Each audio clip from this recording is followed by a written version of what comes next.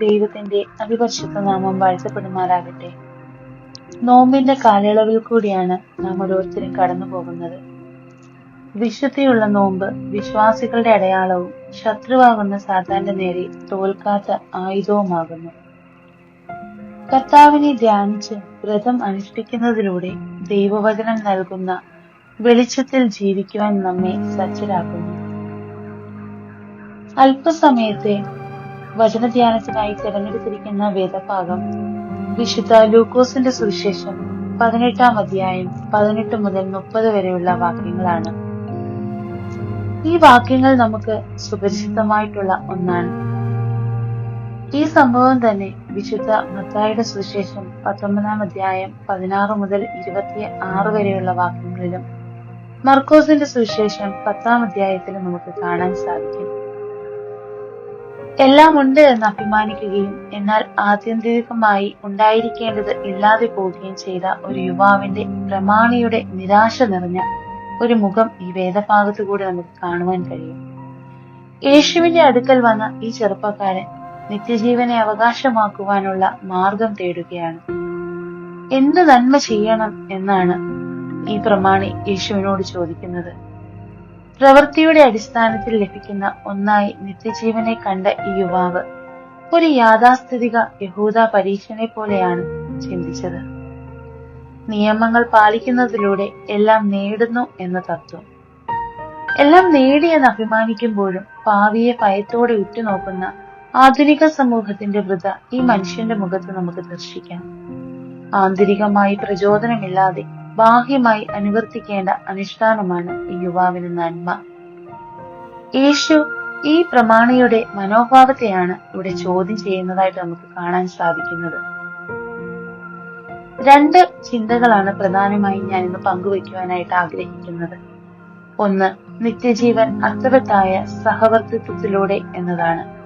നിത്യജീവൻ അർത്ഥവത്തായ സഹവർത്തിത്വത്തിലൂടെ.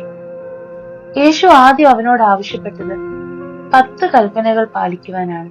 സാമൂഹിക ജീവിതം കെട്ടിപ്പടുക്കുവാൻ ഇസ്രായേൽ മക്കളെ സഹായിച്ച ഉദാത്തമായ ദൈവിക വചനമായിരുന്നു ഈ കൽപ്പനകൾ.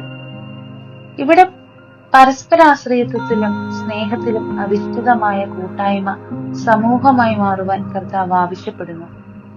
ആധുനിക മാധ്യമ സംസ്കാരം മനുഷ്യനെ സാമൂഹിക ചുറ്റുപാടിൽ നിന്ന് ഉൾവലിക്കുമ്പോൾ ദൈവം വിഭാവനം ചെയ്ത ബന്ധങ്ങളുടെ ഊഷ്മളത നിറഞ്ഞ അടിസ്ഥാന സമൂഹങ്ങളിലേക്കുള്ള മടങ്ങിപ്പോക്കാണ് നമുക്ക് ഇന്ന് ആവശ്യം. രണ്ടാമതായി, നിത്യജീവൻ ക്രിസ്തു കേന്ദ്രീത ജീവിത ശൈലിയിലൂടെ എന്നതാണ്. നിത്യജീവൻ ക്രിസ്തു കേന്ദ്രീത ജീവിത ശൈലിയിലൂടെ. ആയിരിക്കുന്ന അവസ്ഥയിൽ ഒതുങ്ങിക്കൂടുവാൻ ശ്രമിക്കുന്നതോടൊപ്പം യാന്ത്രികമായി സ്വാർത്ഥ ലാഭത്തിനു വേണ്ടി നന്മ ചെയ്യുവാൻ ആഗ്രഹിക്കുന്ന യുവാവിനോട് കർത്താവ് പറയുന്നു, നിന്റെ സമ്പത്ത് ദരിദ്രർക്ക് നൽകുക. ഉണ്ടായിരിക്കേണ്ടത് ഇല്ലാത്ത ഒരവസ്ഥയെ ദാരിദ്ര്യം എന്ന് പറയാം.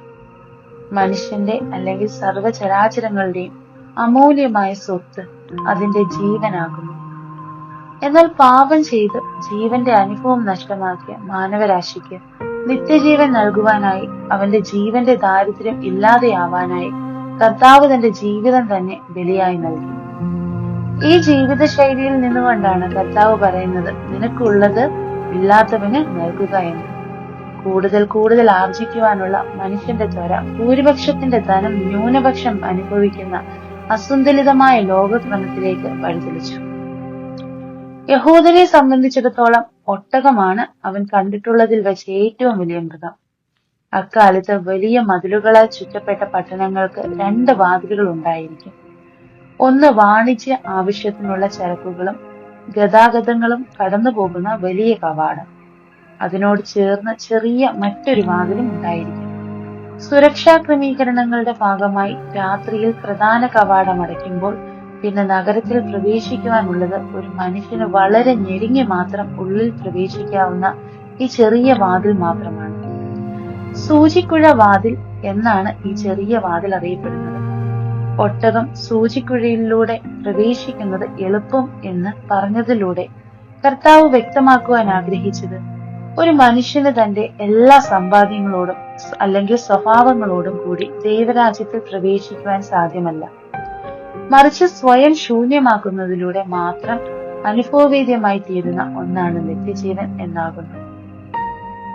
അങ്ങനെ ആയിരിക്കുന്ന അവസ്ഥയിൽ നിന്ന് പുതുക്കത്തിലേക്ക് യേശുക്രിസ്തുവിന്റെ ജീവിതശൈലി സ്വീകരിക്കുന്നതിലൂടെ ശൂന്യവൽക്കരിക്കുന്നതിലൂടെ സാധ്യമായി തീരുന്ന ഭാഗ്യാവസ്ഥയാണ് നിത്യജീവൻ.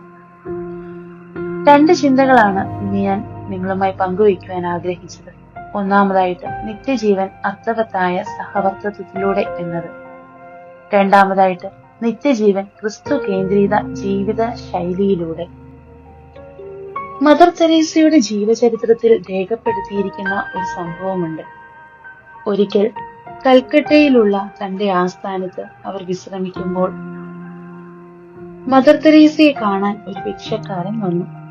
ആശ്രമത്തിലുള്ളവർ അവന് എന്തെങ്കിലും ഭിക്ഷ നൽകി പറഞ്ഞയക്കുവാൻ ശ്രമിച്ചപ്പോൾ പിന്മാറാതെ എനിക്ക് അമ്മയെ കാണണമെന്ന് വാശി പിടിച്ചു. തന്റെ മുമ്പിൽ വന്ന ഭിക്ഷക്കാരനോട് ഞാൻ എന്താണ് നിനക്ക് ചെയ്തു തരേണ്ടതെന്ന് മദർ തെരേസ ചോദിച്ചപ്പോൾ ആ മനുഷ്യൻ തന്റെ ഭിക്ഷാപാത്രത്തിൽ കിടന്ന നാണയത്തൊട്ടുകൾ അവരുടെ കയ്യിൽ ഏൽപ്പിച്ചിട്ട് പറഞ്ഞു, ഇത് ഇന്നത്തെ എന്റെ സമ്പാദ്യമാണ്. അവിടുത്തെ അഗതികൾക്ക് വേണ്ടി അമ്മ ഈ പണം സ്വീകരിക്കണം. അത് വാങ്ങിയതിനു ശേഷം മദർ തെരേസ പറഞ്ഞ മറുപടി നമ്മളെയൊക്കെ ഒരുപാട് ചിന്തിപ്പിക്കുന്ന ഒന്നാണ്. എനിക്ക് നോബൽ പ്രൈസ് അങ്ങനെ ഒരുപാട് സമ്മാനങ്ങൾ ലഭിച്ചിട്ടുണ്ട്. എന്നാൽ ഈ ഭിക്ഷക്കാരൻ നൽകിയ ഈ പണത്തേക്കാൾ അതൊന്നും വലിയതായി ഞാൻ കാണുന്നില്ല. നൽകുന്നതിലുള്ള നമ്മുടെ മനോഭാവം എപ്രകാരമാണെന്ന് നാം ചിന്തിക്കേണ്ടത് അത്യാവശ്യമാണ്. നമ്മൾ ചിന്തിക്കേണ്ടത് ആ പ്രമാണിയെ പോലെയാണോ നാം ഓരോരുത്തരും നൽകുവാനുള്ള മനസ്സ് കാണിക്കുന്നത്, അതോ ഈ ഭിക്ഷക്കാരനെ പോലെയാണോ? പൂർണ്ണമായ സമർപ്പണത്തോടു കൂടി ദൈവത്തിൽ ആഴമായി വിശ്വസിച്ചുകൊണ്ട് നമുക്ക് ജീവിക്കുവാനായിട്ട് സാധിക്കണം. മനുഷ്യ ജീവിതത്തിന്റെ സാധ്യതകൾ അനന്തമാണ്. നമ്മുടെ ജീവിതക്രമങ്ങളിൽ നിഴലിക്കുന്ന സ്വാർത്ഥത വെടിയാണ്. സ്വയം ശൂന്യമാക്കിയ കർത്താവിന്റെ ജീവിതശൈലി സ്വായത്തമാക്കുക. ദൈവിക ദാനമായ യുവത്വത്തിന്റെ അനന്തമായ സാധ്യതകളിലൂടെ ദൈവരാജ്യ ശില്പികളായി തീരുവാൻ നമുക്ക് ഓരോരുത്തർക്കും സാധിക്കണം. അതിന് ദൈവം നമ്മെ ഓരോരുത്തരെയും ധാരാളമായി അനുഗ്രഹിക്കട്ടെ. ആമീൻ.